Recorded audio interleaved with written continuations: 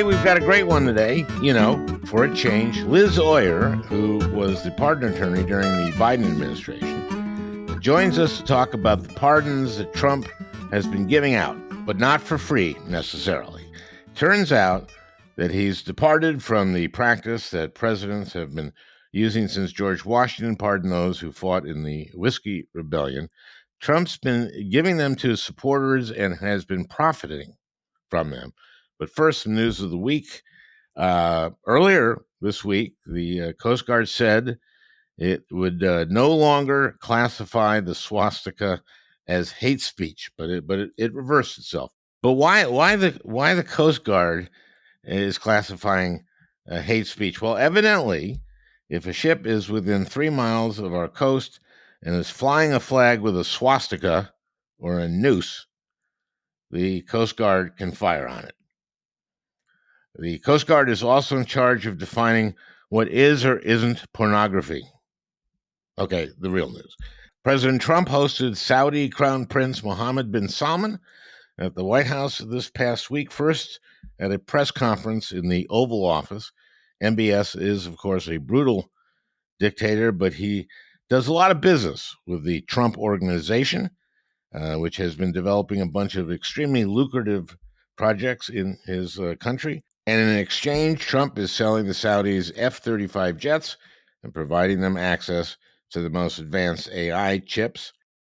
Things at the press conference turned testy when an ABC reporter asked about the murder of Washington Post reporter Jamal Khashoggi, who in 2018 was strangled at the Saudi consulate in Istanbul by Saudi agents and then dismembered with a bone saw. The last few minutes of Khashoggi's life were recorded on the consulate's audio tape and transcribed, but his body was disposed of and never found.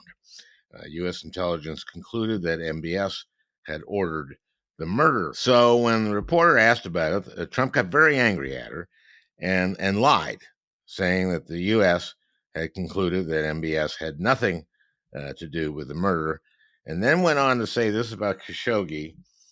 A lot of people didn't like that gentleman that you're talking about. Trump said that and went on, whether you like him or didn't like him, things happen. Things happen. That evening, the president threw a state dinner for MBS at the White House.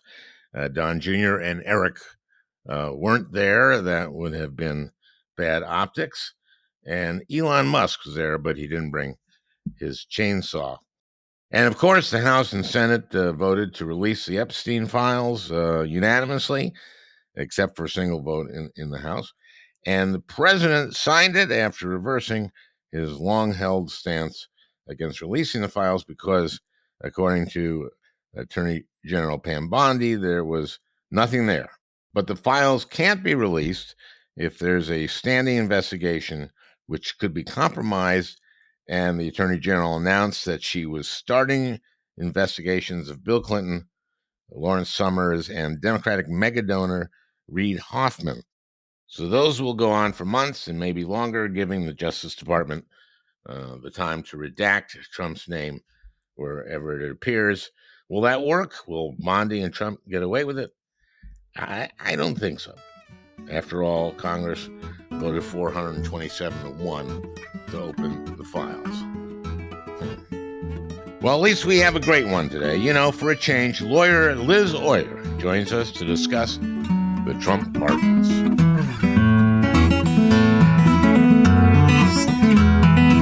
Liz, thanks for joining me. You got to be President Biden's pardon attorney. Well, I didn't work for the president. My office was actually non-political, so I was the pardon attorney throughout most of the Biden administration, but also into the Trump administration because I was a career employee of the Justice Department. Of course. In the Justice Department, all career staff, no politicals in the office of the pardon attorney. And you were the first public defender to be the pardon attorney. And the current pardon attorney is Ed Martin. He's not a public defender. He's not. No. Yeah. Yeah. Yep. He is the first person that I'm aware of who's not a career employee to hold that position. He is a political operative. You probably know. Yes. You say you were also in the Trump administration, but not for long. Not for long. That's exactly right. What happened? This is the Mel Gibson Yeah, this thing? is the Mel Gibson thing. I was fired very abruptly in March after I made clear that I was not going to recommend that the Attorney General reinstate Mel Gibson's right to purchase a firearm. He had a conviction for domestic violence that prohibited him under federal law from purchasing a gun.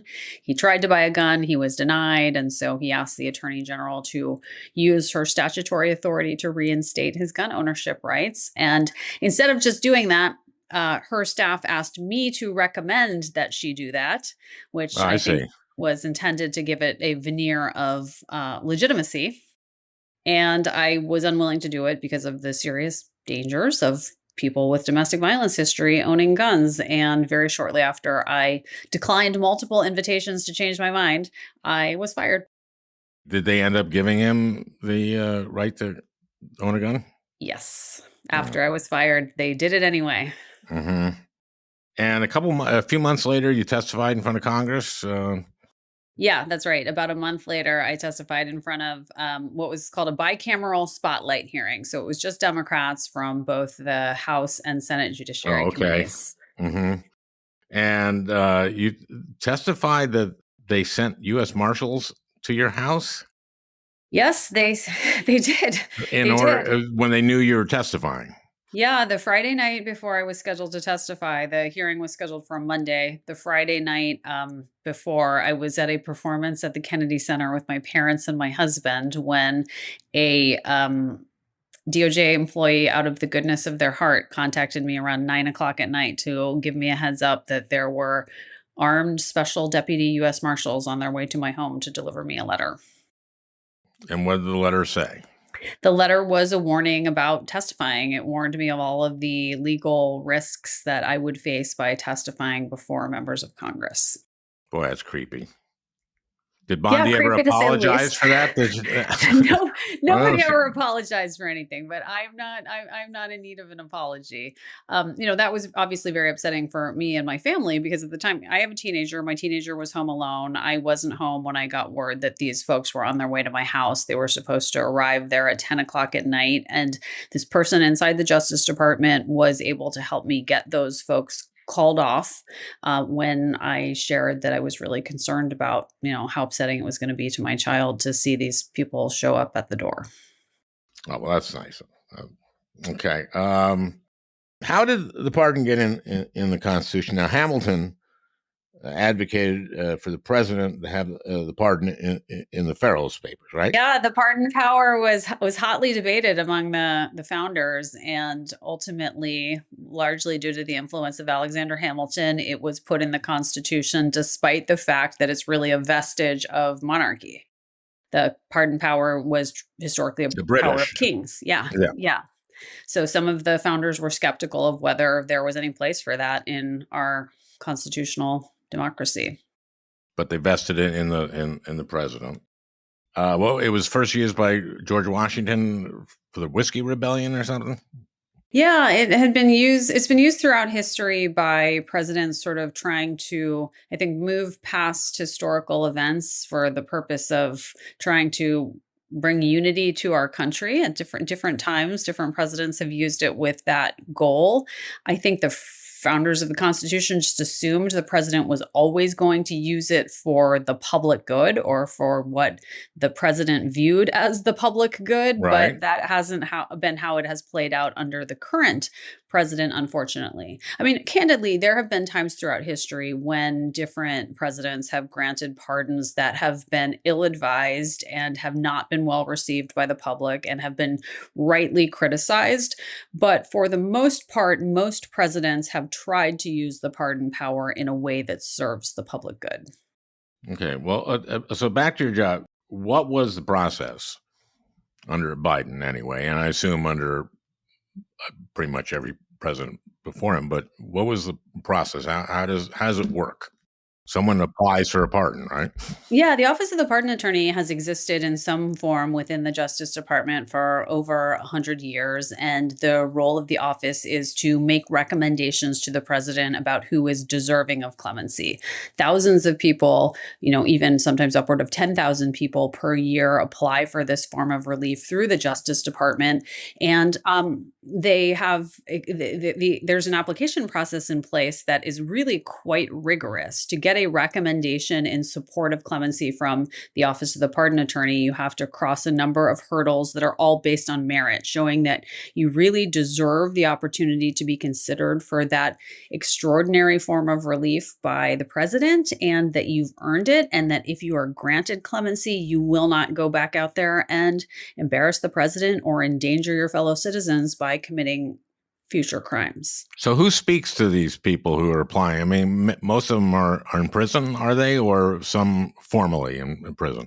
About 80% of people who apply are incarcerated people who are seeking commutations of sentence, meaning a reduction of their prison sentence. About 20% are people who are out in the community who have rehabilitated themselves or are trying to demonstrate that they've rehabilitated themselves and are seeking a presidential pardon. A full pardon confers forgiveness, essentially, from the president, and it's different from a commutation, which just reduces the prison portion of the sentence. I see.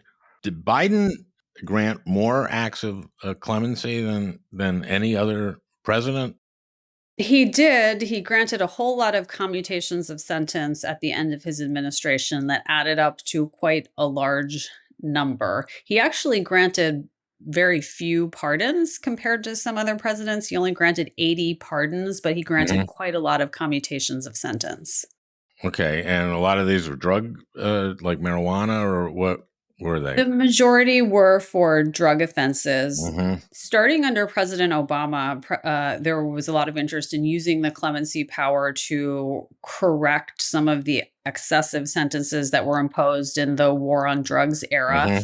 President Obama granted almost 2,000 commutations of sentence to people who had been sentenced under outdated mandatory minimum laws or received sentencing enhancements for nonviolent drug offenses. And President Biden attempted to continue that tradition and to use commutations to reduce outdated and overly lengthy sentences for nonviolent drug offenses. And of course, he pardoned son Hunter. Yeah, he did. And other members of the family at the end. I'm assuming that you weren't consulted on that. That was, I mean, Hunter was looking at time, right?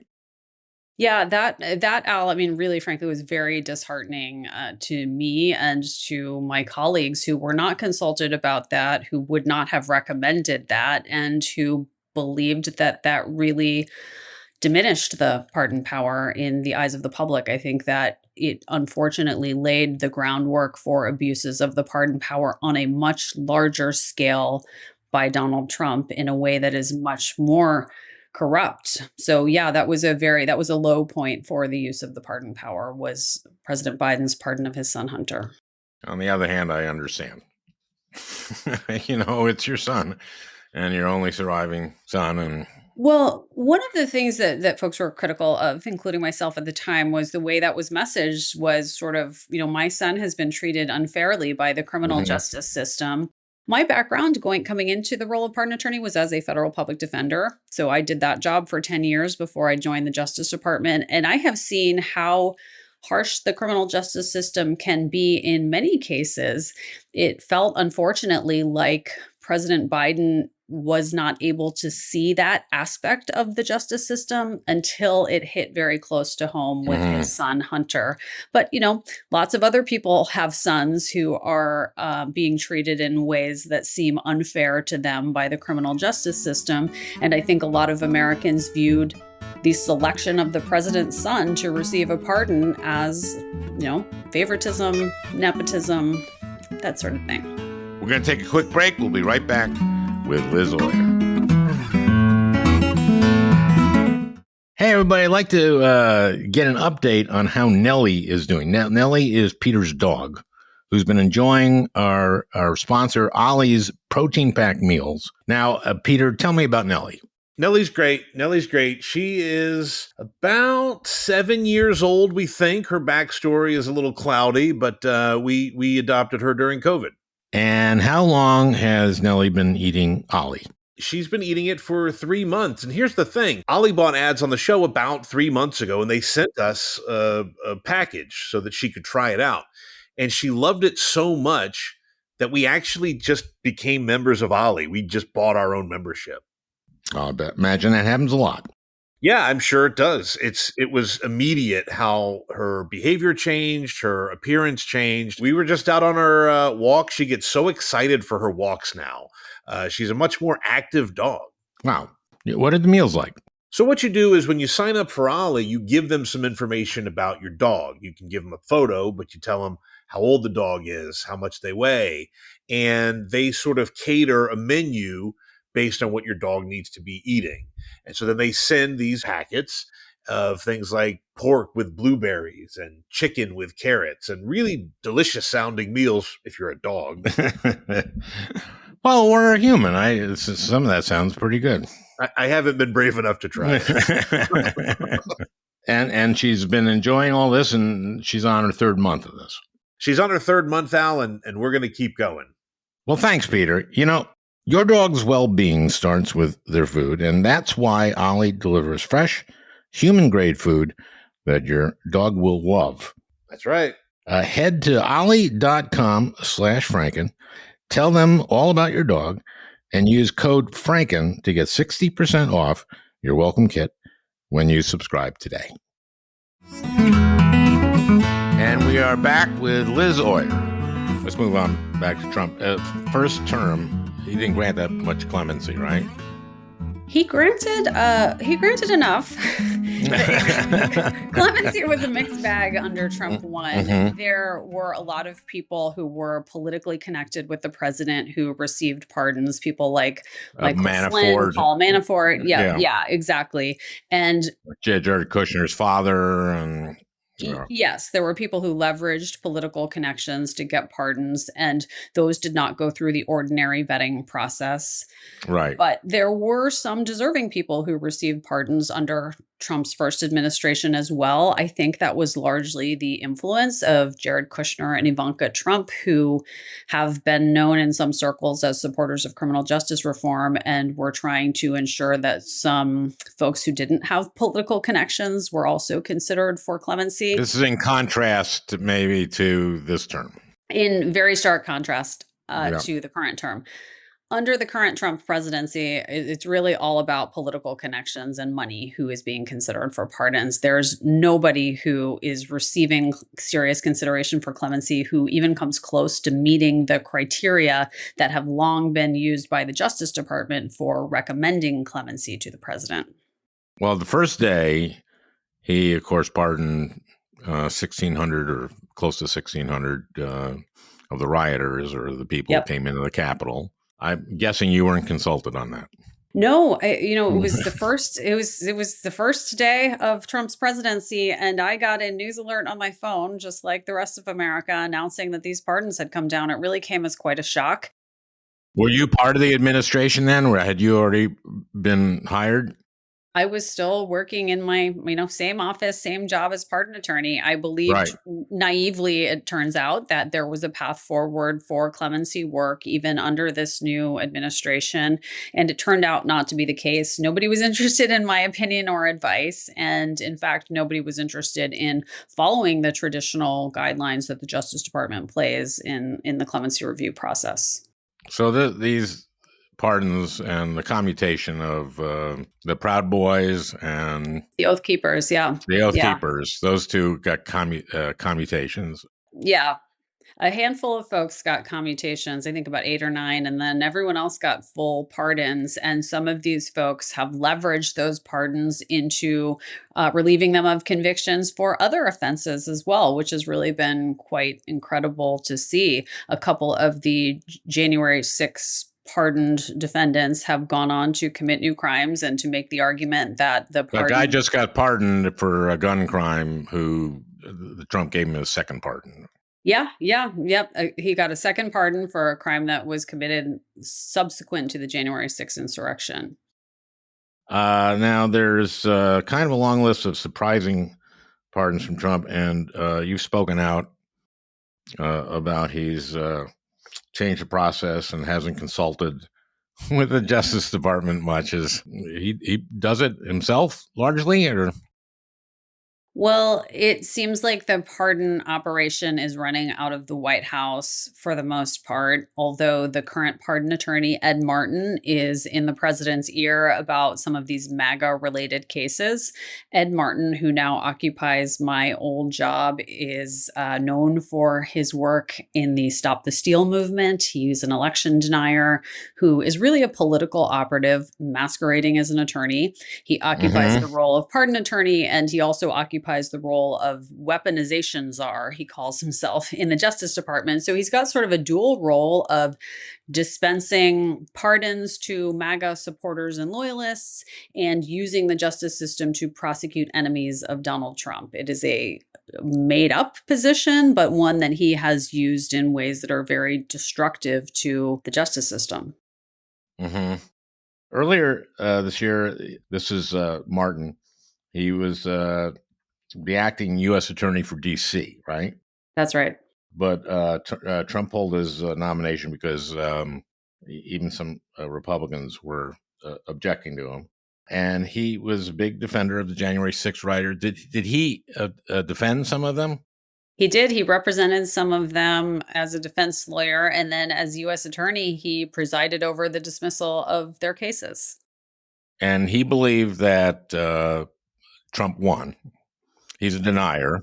Yep. He was there on January 6th. He has described January 6th in Washington, D.C. as something along the lines of Mardi Gras. Mardi Gras is the illustration that he has used to evoke what January 6th was like at the Capitol. Well, that's obscene. It is, so many Capitol Police were injured. A few died. How's he running this operation? Well, Martin has stated his views of the pardon power a couple of times on X in this term. No MAGA left behind. That's sort of his tagline. He believes that the clemency power should be used to... That was a sheriff. I think he said that after the sheriff, Scott Jenkins, and Virginia sheriff who yes, got bribes, right? Yeah, this sheriff was selling badges for cash. An elective sheriff was selling badges to people who wanted to use them to get out of traffic tickets or to be able to carry guns that they weren't otherwise legally allowed to carry. So he was selling badges. He was sentenced by a judge to 10 years in prison. And right before he was supposed to report to prison, Trump granted him a full pardon, seemingly on the suggestion of Ed Martin. Martin has also been supportive of pardons of other MAGA supporters that are really just not justified under any traditional understanding of the pardon power. There was an elected official in Nevada named Michelle Fiore who actually was embezzling money from a police memorial fund. She was raising money to build a memorial to police officers who were killed in the line of duty, and she stole the money and spent it on plastic surgery. She got a full pardon from Donald Trump. She said she was raising it for one purpose and got it for another. Okay. Right. And she got a pardon before she spent a day in jail. She didn't have to pay back any of the money she took. These seem to be pardons that Ed Martin has his fingerprints on, and his fingerprints are all over the one of the 77 election deniers who were pardoned recently.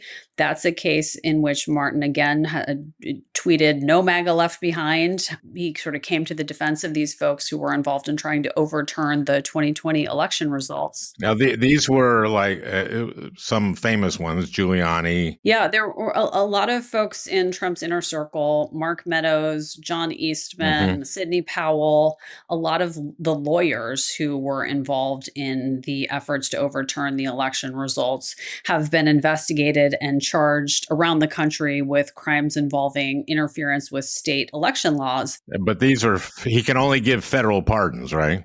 Yeah, that's one of the things that's bizarre about this pardon is that it purports to grant pardons to people who have not actually been charged with any federal crimes. The president has very broad pardon power under the Constitution, but he does not have the power to pardon state law crimes, only federal crimes. So whether this pardon has any legal effect is in doubt. It seems like the idea was really more to send a message to supporters of Donald Trump Trump that he has their back.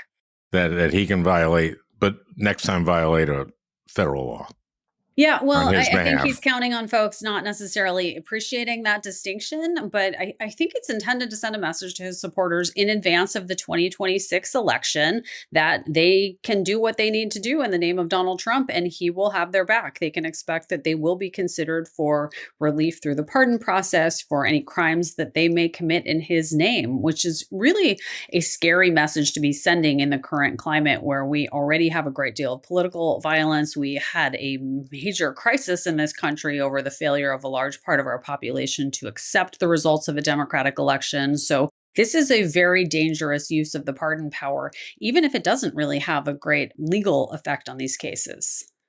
Well, I mean, people can be careful to violate federal law, so they can get their pardon. So they should do a little research on that. Yeah, I think he's counting on people not doing that. Now, some of this has been money, right? Money has played a huge influence. Yeah. I looked up a couple of these. Do you know the case of Paul Walsack? I do. Okay, so he's this guy in Florida. He was a neighbor of Donald Trump, just down the way from Mar-a-Lago. Oh, okay. So it might be more than just money. It might be neighborliness. But he evidently submitted a pardon. What did he do? He stole money from his the tax money from his workers. He ran a nursing home, right? He was a nursing home executive, and he was skimming money off the top of the paychecks of the doctors and nurses that he employed. And instead of paying the payroll taxes that he owed, he used it to buy a yacht. He used it to go shopping at Bergdorf Goodman. He used it to live a lavish lifestyle. Not as lavish as his mother's lifestyle, however. His mother, who owned, a $11 million home down the street from Mar-a-Lago, was able to pay $1 million to attend a dinner with the president at Mar-a-Lago. And days later, Donald Trump granted her son a full pardon. Walsack had been sentenced by a federal judge to 18 months in prison. And that judge said that he was sentencing Walsack in prison to send a message that wealth in this country is not a get out of jail free card. That's what he said at Walsack's sentencing. Days later, Donald Trump said, "You're wrong, Your Honor. Wealth is a get out of jail free card in this country." He granted Walsack a full pardon. He doesn't have to spend a day in prison. He doesn't have to pay back any of the money that he stole. He is scot-free, off the hook, because his mother was able to leverage her proximity to Mar-a-Lago and her financial resources to get that pardon. She went to like $1 million dinner, right? $1 million plate dinner. Yep. But she had also donated to him during the previous campaign. She had donated to him previously, and she was, in the right place at the right time with the right amount of money. So this, I assume, hadn't been done before in our history. Has it? That money kind of passed hands, or? Well, during Trump's first presidency, there was some reporting about fees that were being charged by lawyers in Trump's inner circle to lobby for pardons on behalf of their clients, in some cases successfully. But the amount of money at issue then seems almost quaint compared to what we are seeing now, and the thorough pervasiveness of financial and political influence in the pardon process is on a different order of magnitude during Trump's second term than it was during his first term. Now, I watched your 60 Minutes, and in that they talked about CZ, this Changpeng Zhao, and that seemed pretty hinky. Yeah, this is probably the most corrupt pardon in American history, considering the amount of money that's at issue and the nature of the offense that was committed. Zhao is originally a Chinese citizen who then became a citizen of the United Arab Emirates. Yeah, he created Binance, which is the largest cryptocurrency exchange. Yeah, and Binance was operating in violation of US anti-money laundering laws. The US has a system that requires people who operate cryptocurrency exchanges like Binance to ensure that their platform is not being used to funnel money to criminal organizations and terrorists. Zhao decided that he was not going to comply with those laws and allowed Binance to be used to send money to ISIS, Al Qaeda, Hamas, and to facilitate all sorts of criminal activity. The US government made the determination that his conduct was endangering US national security. They prosecuted him. He agreed to pay a very large fine. And then Donald Trump swooped in and granted him a full pardon. He spent some time in prison too, right? Like He spent 4 months or 4 something? months in prison, and Mhm. according to news reports, he started researching how to get a pardon while he was in prison. And by the time he was released, It's a he good had use a of plan. time, I would Yeah. think. Yeah, not a bad use of time. When he came out of prison, he began working to help prop up the Trump family cryptocurrency company. The Trump sons have been very involved in founding this company in connection with their father, called World Liberty Financial.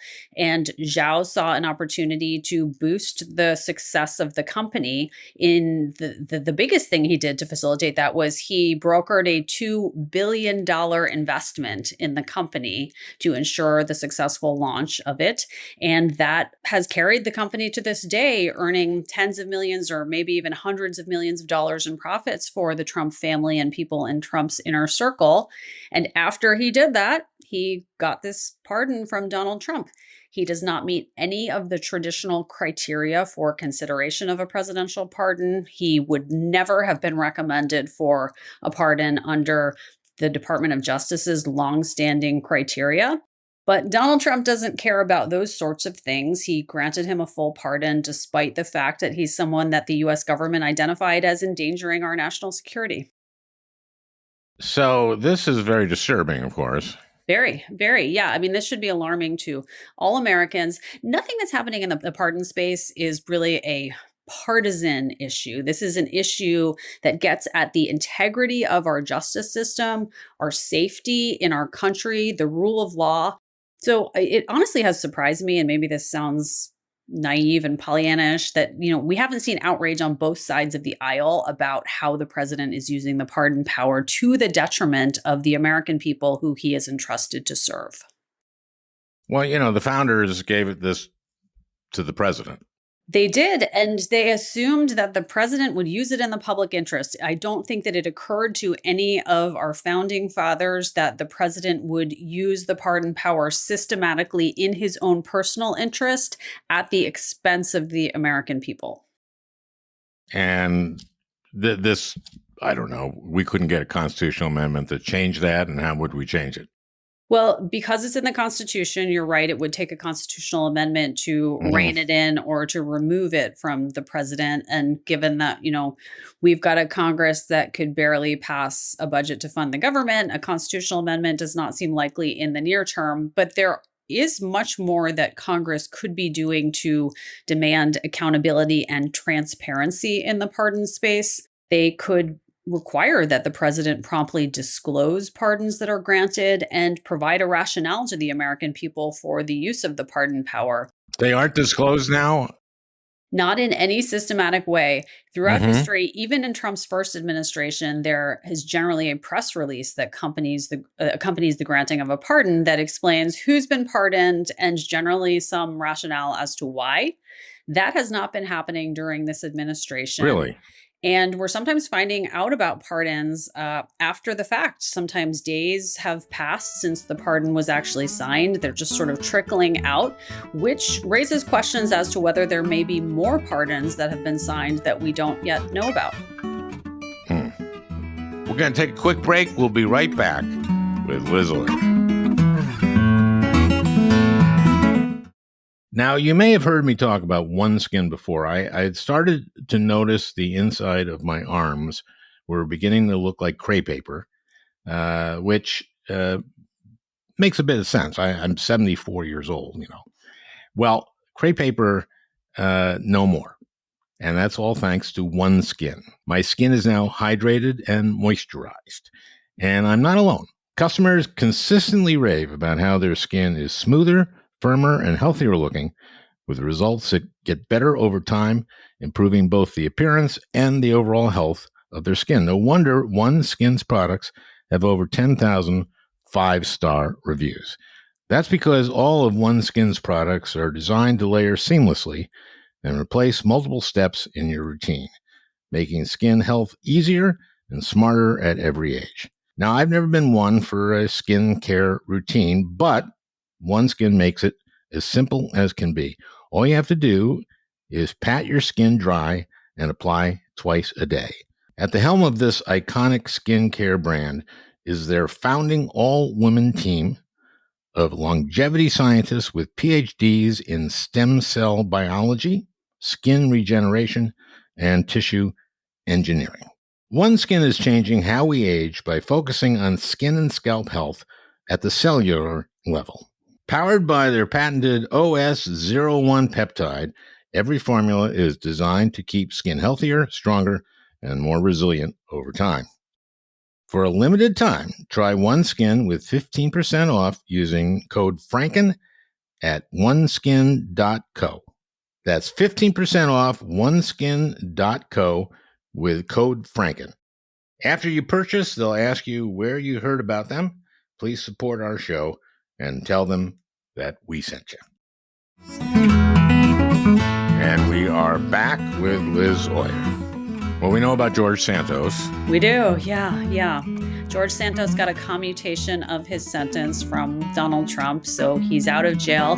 He's back on the Washington party scene already. He's been photographed in papers, at parties, whining and dining, that sort of thing. Who's inviting him to parties? I don't know how. I don't know. Yeah. He's apparently maybe he's just crashing them. I think he's re-ingratiated himself with some people. I think that basically what happened here is he's put himself in a situation where he's now going to be shilling for Donald Trump for the rest of his life. He is deeply indebted to Donald Trump, and so now he's going to be shilling for Trump, whatever it takes, wherever. Well, how valuable is that? I mean, in other words, as your spokesman, George Santos, as your qualifier. Yeah. I think, shilling for Donald Trump sounds like a fate worse than prison, personally. I would have just served out that sentence and avoided that if I were him. Well, how long did he have? He had quite a few, a number of years, had several right? more years left to serve. And he committed the type of crime that is generally taken very seriously because he was an elected official at the time that he committed it. So, very rarely are elected officials granted clemency under most presidents. However, Donald Trump has, across his two administrations, pardoned about 20 elected officials who committed crimes that involved corruption of their public office, betrayals of the public trust. George Santos is one of those people. He betrayed his constituents and also the victims who he defrauded. And as a result of this pardon, he doesn't have to pay back any of the money that he took. And he's, back on the streets living his life. It was a commutation. So is that different in terms of whether it relieves you of that? So Trump is doing something, typically commutations reduce the prison portion of the sentence only, but that's not how Donald Trump has been doing commutations. All of the commutations that Trump has granted during this term have also wiped out all of the other aspects of the sentence, which includes any financial penalties. So in George Santos's case, he was supposed to have to pay back around $300,000, but the commutation wiped out that obligation. And it also, and it also canceled. Hence, he can afford to go to these parties and wear something nice. Yeah, it resets him financially, and it also eliminated the requirement of supervised release. Typically, at the end of a sentence, there is a period of essentially probation to ensure accountability to the courts during a transition period. That was also wiped out by the commutation. Let me ask you about Ghislaine Maxwell. I don't know. Did you read the interview? With Todd Blanche? Yes. Interviewed her in prison. Yeah. The old prison, not the new nice prison. That interview was published, right, and released. Did you happen to read it? Yep, I did. Okay, I didn't read it, but I kind of got the gist. I saw some of the excerpts. Yeah. Once you read it, it didn't seem that what she said was that Trump knew nothing about what was going on, according to her. Yes, she said what Blanche wanted to hear. I mean, she was playing a part in this interview, right? Like she was there for a purpose, which was to exonerate Donald Trump from any improper conduct in connection with Jeffrey Epstein. And she played that part.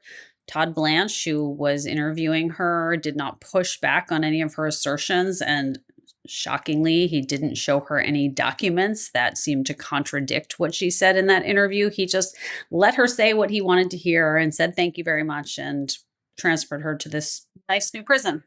Did you say anywhere in it you were convicted by a jury? And what was that about? One thing that has kind of flown under the radar is that the prosecutor who secured the conviction of Ghislaine Maxwell, the person who knows more about that case Comey's than anyone, daughter. Yes, is Jim Comey's daughter, Maureen Comey, who was fired very shortly before that interview took place. So she could have done that interview and it would have been a little different. In any ordinary scenario in the Justice Department, she's the one who would have done that interview because she's more knowledgeable than anybody about the case. It seems like her firing was an effort to get her out of the way so that this interview could not be fact-checked by a career professional in the Justice Department. Well, I don't think they would have sent her. Right. Yeah. Yeah. I mean, the idea that the number 2 official at the Justice Department goes to a prison to interview someone who has been convicted of a very serious sex crime against children, that just doesn't happen. That really defies all norms as far as the Justice Department and its work. And the fact that somebody in the building who was much more informed than Todd Blanche was fired shortly before the interview took place really just raises a lot of alarm bells. I mean, the interview appears to have been conducted in Blanche's capacity as Donald Trump's personal lawyer, not in his capacity as the Deputy Attorney General for the United States of America. And of course, soon after that, she was moved. Yeah. So I can tell you as a former federal public defender that the Bureau of Prisons has very rigid policies and procedures in place about where they designate people to serve their prison sentences. And one of those rules is that if you have been convicted of a sex crime, you cannot serve your sentence in a minimum security camp. The reason for that is that these camps have open boundaries. Mm-hmm. There's no secure perimeter around the camp. So in theory, you could walk off and go into the community and continue to harm children. So sex offenders are not allowed to serve their time in camps. And it requires a waiver of that policy at the highest levels to transfer a sex offender to a minimum security camp. I have never heard of it happening ever before. Obviously, and she's getting special treatment there, meals delivered to her dorm. I think she exercises, gets to exercise privately or something, and the warden has prepared her document for the commutation of her sentence. That's what's been reported. I mean, I want to remind folks that she's still in prison, okay? And prison isn't so great no matter what kind of prison you're in, but she is in a prison where she has more freedom of movement, fewer restrictions than she would at this other prison, and she appears to be getting special treatment even within that prison compared to the other incarcerated women. It's no surprise that she's working on a commutation petition, but the fact that she's getting access to prison resources to assist her in doing that is unusual. And the big point about the commutation application is that this was clearly something that she is engaging in the hopes of a quid pro quo. Hopefully by exonerating Donald Trump, Trump will pardon her and she will get out from under this 20-year prison sentence that she's currently serving. She doesn't have any path through the courts for relief at this point. So the only way out from under is to get Donald Trump to commute her sentence. When would you expect that? I mean, obviously that would not happen before the midterms. I don't think. The thing is about the pardons that have been issued to date is none of them make any sense. Like I wouldn't have thought that Changpeng Zhao would have gotten a pardon when he did. I wouldn't have really thought that any of these highly political pardons would have been granted ever. Somebody would have told Donald Trump, this is going to alienate the American people if you do this. It's not a good look. But he's not responding to that advice. So I don't know what he could do with this case or when. He may decide that he wants to do it at any point. He just doesn't seem like he's following any rational, logical plot with his grants of clemency during his second term. Well, a commutation of her sentence would be different than CZ. America would go apeshit. In terms of the America would be outraged. You saw the vote this week by Congress, and yeah. No, it would certainly cause outrage on a different level if she were to receive a commutation of sentence. And one thing that is really just shocking about the discussion of it is that Trump is refusing to rule it out. He's been asked about it numerous times, and he says things like, "Well, I can do it. I'm allowed to do it. Right. I haven't thought about it. I don't know if I'm going to do it."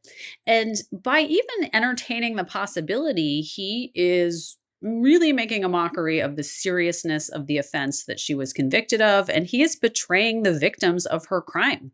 No one at the Justice Department or in the White House appears to have sat down with the victims to hear their stories. It is required under DOJ policies that victims are consulted at every step of the way, but there's no sign that Todd Blanche consulted with the victims. So that's part of the process. That's part of the pardon process. It's required by law. It's required by DOJ internal policies and procedures. In the pardon process, it's required that victims have the opportunity to weigh in before the Department of Justice will even consider recommending that the president grant clemency. So that is a longstanding feature of the process. And it's that makes perfect sense. Yeah, it does. Yeah. It does. And the victims would be consulted ordinarily. The prosecuting U.S. attorney would be consulted. The sentencing judge would be consulted. I mean, the victim's input is the most important, but there are other stakeholders who also would weigh in, and all of that would be taken under consideration and an evaluation would be made. And I can tell you that under any administration in history, the recommendation as to Ghislaine Maxwell would be to deny her application out of hand. So the fact that this president is continuing to string this along and won't just categorically say, no, I'm not going to do that, it's really just shocking in and of itself. Even if he doesn't eventually do it, the fact that he continues to entertain the possibility, continues to allow the victims to live with the knowledge that this could happen, it's re-traumatizing to them. And it's really just a disgrace to the office. But it strings her along, Maxwell along. It does, yeah. It keeps her on the hook. That's part of what he's doing systematically with pardons. He is keeping a lot of people on the hook by dangling the possibility that he could grant them a pardon. Whether or not he has any intention of doing it, nobody knows. But he did the same thing with George Santos before he ultimately did commute his sentence. He's doing that with Diddy. He's doing that in a lot of the high-profile cases where he won't rule it out. He's keeping people on the hook. People are paying lawyers and lobbyists in his inner circle huge sums of money to try to increase their chances. People are offering their political support to Donald Trump to curry favor with him. And he's amassing power and wealth just by dangling the possibility of pardons. Is there anyone who Trump has pardoned that you would have recommended a pardon for? Or are you? Well, the pardons during this second term have been really pretty horrific across the board. I can't say that there's not a single one in there that might be worthwhile, but overall, they're really quite bad. Yeah, give me an egregious one that I haven't mentioned. That we haven't. So the most egregious one that you haven't mentioned that jumps to mind is the pardon of Trevor Milton. Trevor Milton founded a company called Nikola, which was supposedly... He's a billionaire, right? He was a billionaire. He was a billionaire. Okay. Yeah. He was a billionaire on paper because his fortune was built on a fraud. He was supposed to be building the world's first electric-powered semi-truck, and the whole thing was a fraud. He didn't have the technology. He filmed an ad that supposedly showed a prototype of the truck driving, and it turned out that a bunch of people pushed this truck down the hill. The truck didn't actually work. And it was just a massive fraud on his investors. And most of his investors were, mom and pop investors, retail investors, people who had invested retirement savings in his company, pension funds that had invested on behalf of government workers. He was convicted at trial of defrauding his investors, and the government was seeking nearly $700 million in restitution to compensate his victims for their losses.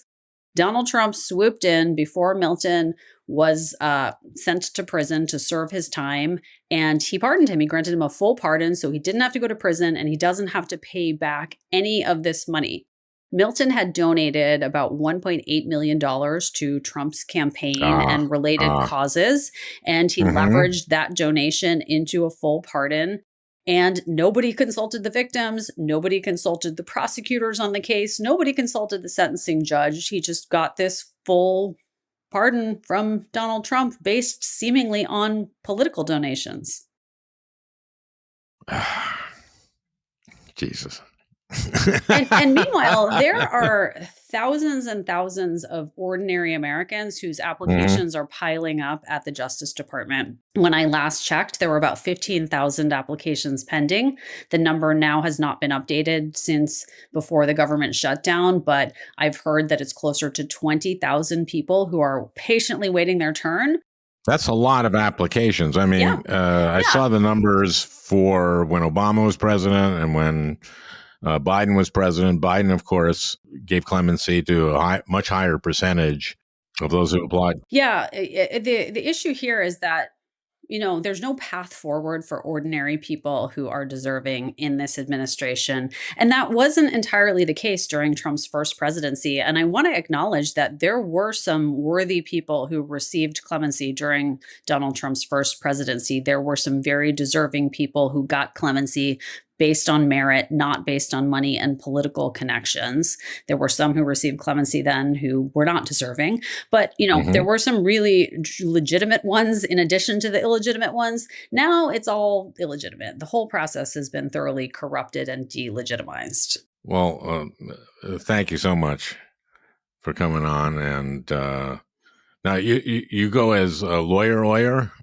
Yeah, I'm on all the social media platforms as Lawyer Oyer, and I'm trying to inform the public about these abuses of the pardon power and other legal issues that should really concern all of us as Americans. And that's your Substack. That's your Substack, Lawyer Oyer? Yeah, I'm a Lawyer Oyer on Substack as well as Instagram and TikTok. Okay, great. And well, thank you so much. Thanks for having me on. I enjoyed the conversation. Thank you so much for highlighting these important issues. Well, you bet. Well, I hope you enjoyed listening. That beautiful music is by Leo Kottke, the great Leo Kottke. I want to thank Peter Ogburn for producing this podcast. We'll talk again next week.